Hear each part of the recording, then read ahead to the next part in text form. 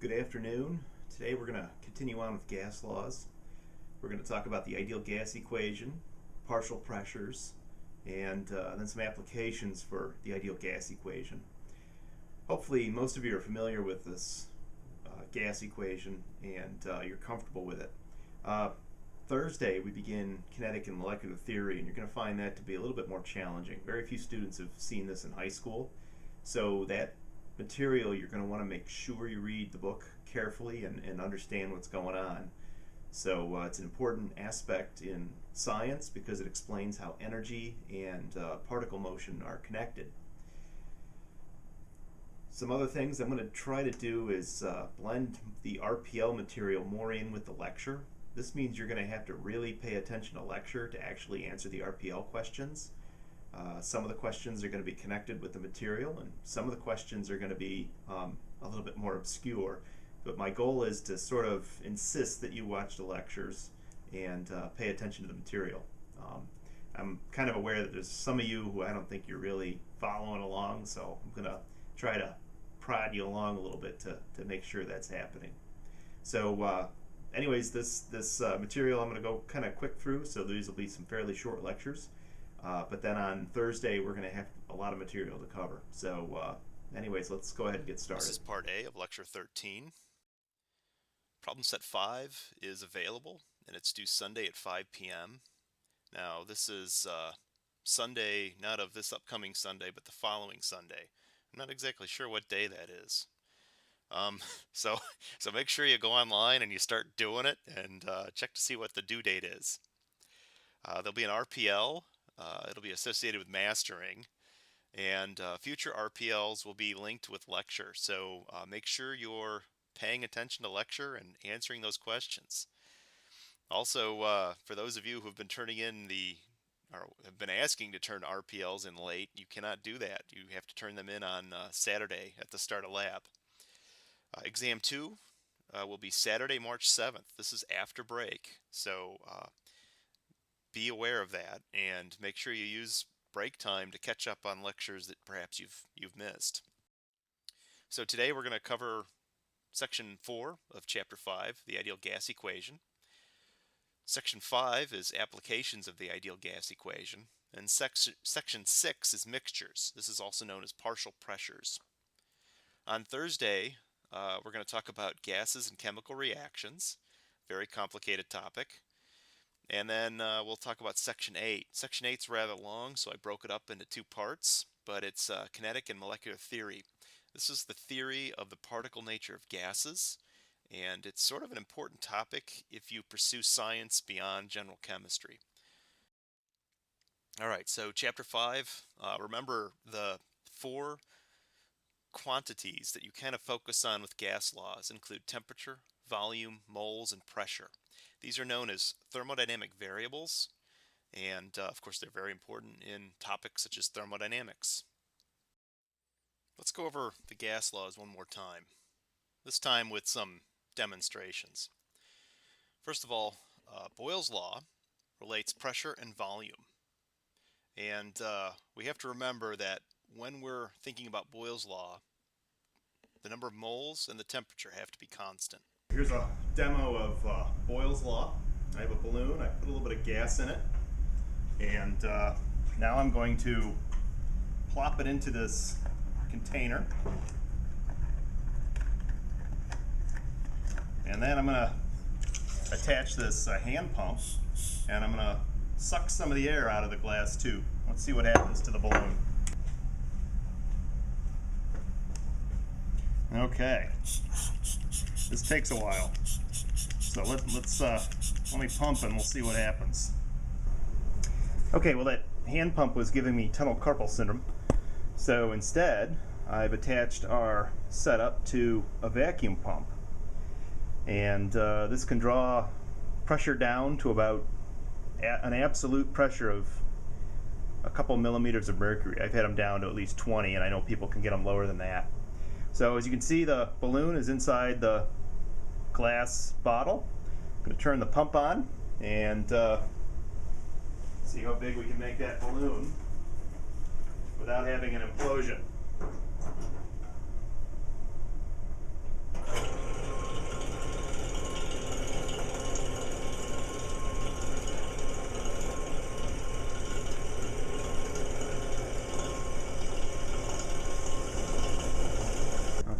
Let's see that one more time.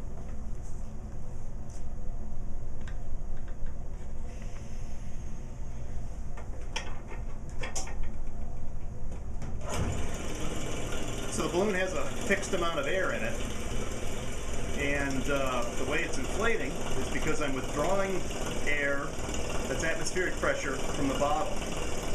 So I'm not blowing the balloon up, rather I'm deflating the air around the balloon. You no longer have an even force against the surface of the balloon, and so the air inside expands.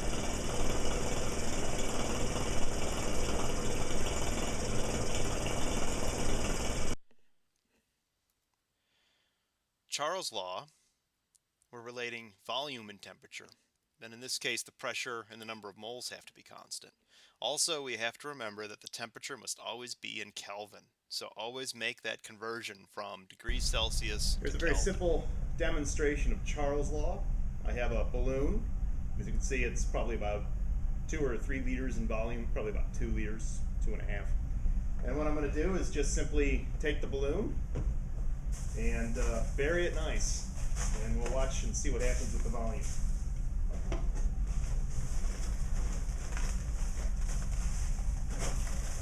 Well, that's not working out too well. Oh my goodness.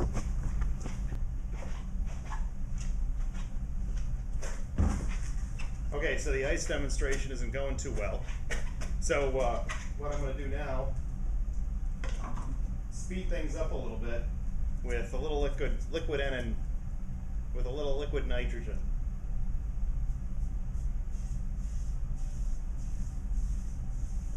Liquid nitrogen is extremely cold, and I get an almost instantaneous response as the liquid nitrogen cools the surface of the balloon.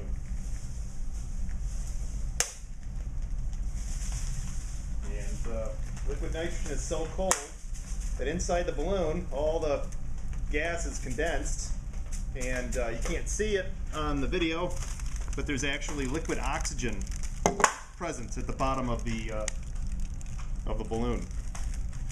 And then as it heats up again, of course, the balloon retains its shape. So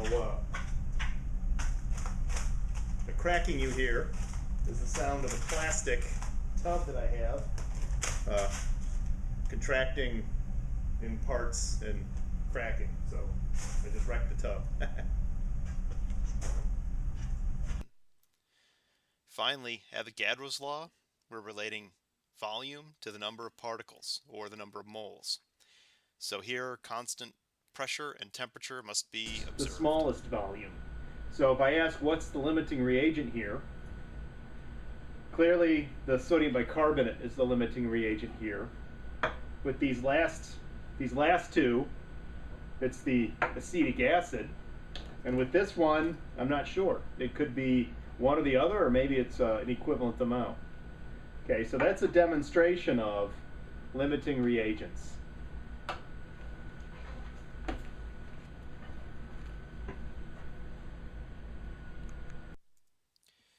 So we've seen that the volume is proportional to 1 over the pressure. This is Boyles' law. The volume is directly proportional to temperature. That's Charles' law. It's also directly proportional to Avogadro's law.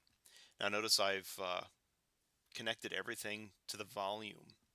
And the nice thing about a proportionality is you can treat it sort of like an equality. So I can now introduce all 3 variables as being proportional to volume. So volume is proportional to N times T over 1 over P. And the way you convert a proportionality is you need to introduce a constant. So we introduce our constant, and that's the gas constant R. So V is equal to R times NT over P, or PV is equal to nRT. Some students call this PIV-NERT for short. This is an equation that you really should know. You should be comfortable with. We're gonna use it quite a bit. So let's talk a little bit more about the gas constant. Here's the lecture exercise provided with lecture A. There are simply 4 questions, and they're all dealing with the ideal gas equation. I'm going to work out number 2, and so if I have an unknown quantity of gas at a pressure of 1.2 atmosphere, a volume of 31 liters, and a temperature of 87 degrees Celsius, how many moles of gas do I have? Okay, well, let's begin with writing out the ideal gas equation, and I want to solve for moles. So divide both sides by RT, and I get N is equal to PV over RT. Check my units. The gas constant I plan to use is 0.08206 liter atmosphere mole Kelvin. So my pressure is in atmosphere, my volume's in liter, but my temperature was given in degrees Celsius. So I should immediately convert that to Kelvin, and I do that by adding 273.15. And when I do that, I get 360. Well, that'd be 0.15, but I don't need the numbers past the decimal. And also, I should note that this is 3 sig figs here. At least mentally, I should make a note of that. So that 0 is significant. I guess the way I could show that is putting a decimal point after the 0. Okay, so now we're ready to plug in. So the pressure is 1.2 atm. The volume is 31 liters. My gas constant, 0.08206 liter atmosphere mole Kelvin. And my temperature is 360 K. Okay, so I have all my numbers plugged in. Now I just simply have to add those into the calculator. 1.2 times 31 equal, divided by 0.08206, hit my equal sign again, divided by 360, equal sign again, and I get a value of 1.2592 moles.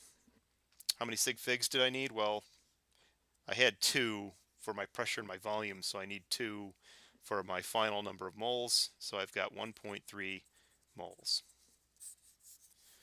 All right, ideal gas law problems typically tend to be this easy.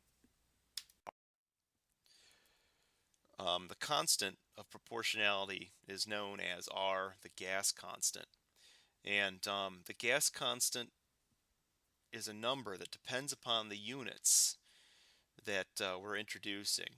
So one of the common values is 0.08206. And this is when we're using units of liter, atmosphere, mole, and Kelvin. There's another important value, which we'll use more when we get to kinetic and molecular theory. That's 8.314, and that's joules per mole per K. Then there's some other values that are also occasionally used. We'll have an experiment in eudometry where we'll use the 62.36. So just be aware that the gas constant is really a function of the units. So when working with the ideal gas law, the gas constant that we use is determined by units. So normally we'll be using 0.08206, and that's when we're working with liters and atmospheres, mole and Kelvin. But these are not SI units. And of course, we don't work with SI units in chemistry because they're sort of inconvenient units to work with. So let's convert this though to SI units, and then when I tell you that the gas law has a different value that is a function of the units, that'll hopefully clarify the issue. Okay, so beginning with liter, we want to convert that to the SI unit of cubic meter. All right, so I'm going to think of my linear unit, which is the cubic centimeter. So there are 1,000 cubic centimeters for every liter. And then there are 100 centimeters for every meter. That's a linear unit, so I have to cube it. Okay, so that means I'm going to have 1 cubed and meter cubed. I'm going to have 100 cubed and centimeter cubed. So you have to bring in that exponent. That will give me the volume of cubic meters. Now, atmosphere, for every 1 atmosphere, I have 101,325 Pascal. Okay, so now when I cancel off my units, I'm going to be left with cubic meters and Pascal on the top, mole and Kelvin on the bottom. So let me plug that into my calculator.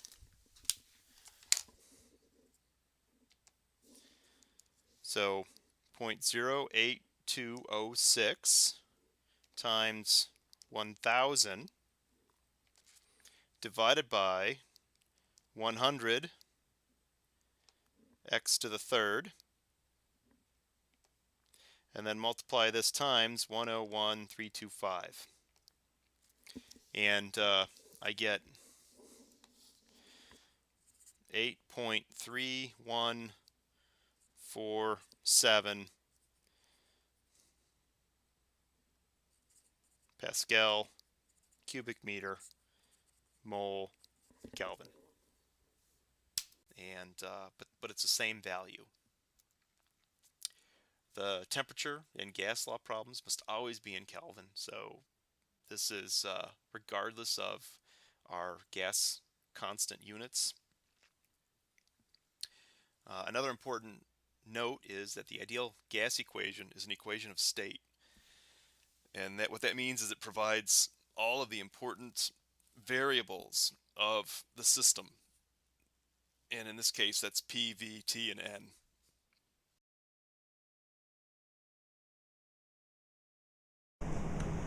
Okay, so one of the reasons most chemistry departments have liquid nitrogen on hand is because we have an instrument called an NMR, and this requires liquid nitrogen to cool the magnet.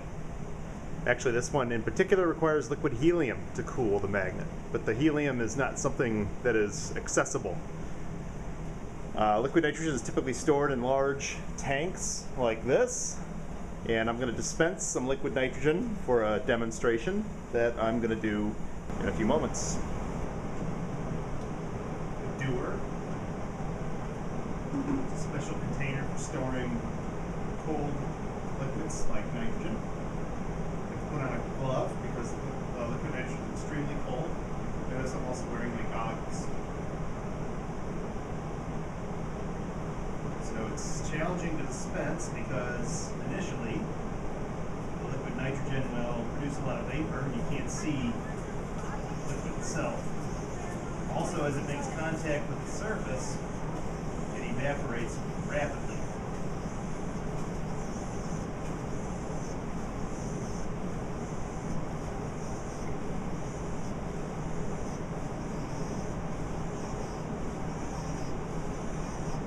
Gas is being released,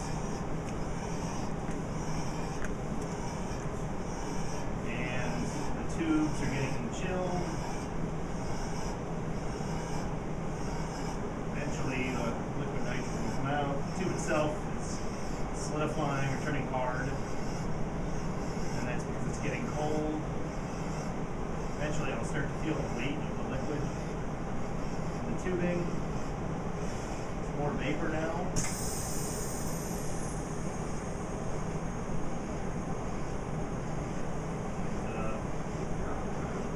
See the actual liquid coming out here in a moment.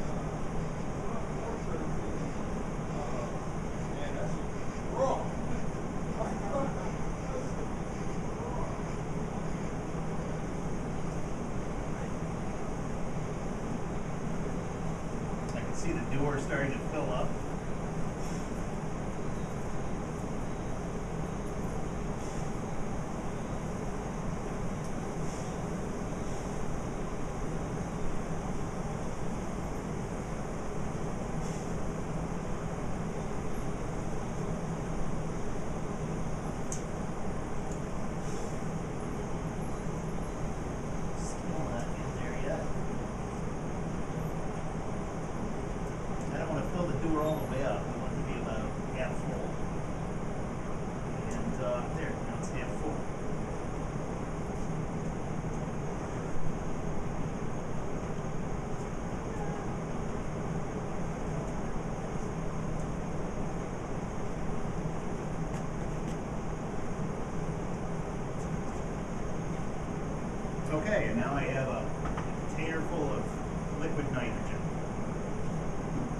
Let's see what kind of demos we can do with it.